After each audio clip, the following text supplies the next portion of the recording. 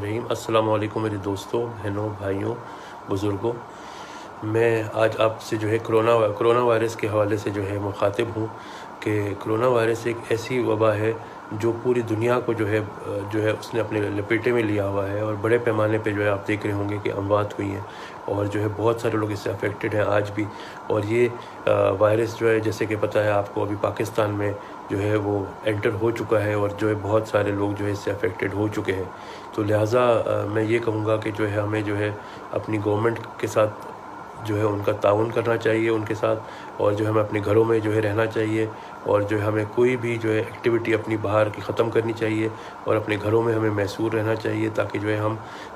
इस वबा से बच सकें, क्योंकि ये वबा बहुत ख़तरनाक वबा है और वो हम एक दूसरे से ही लग सकता है ये वबा। तो अगर हम जो है अवेलेबल ही नहीं होंगे बाहर तो जो है वबा से हम बच जाएंगे। तो लिहाजा जो है सब से मेरी पुरज़ोर अपील है कि जो है आप लोग अपने घरों में रहें और जो है अपना जो भी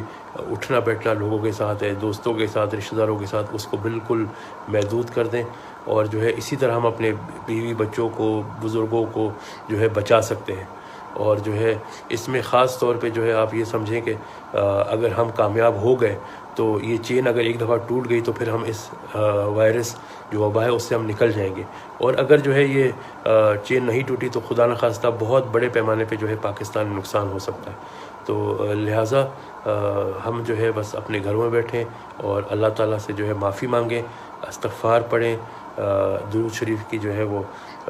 कसरत से दुरूद शरीफ पढ़ें और अपनी नमाज़ों को ज़ोर दें, और जो है घर में बैठ के अल्लाह ताला से जो है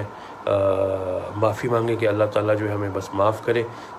इस पूरी दुनिया में जो अज़ाब आया है कोरोना वायरस का, उससे अल्लाह ताला हमें निकाले। और जो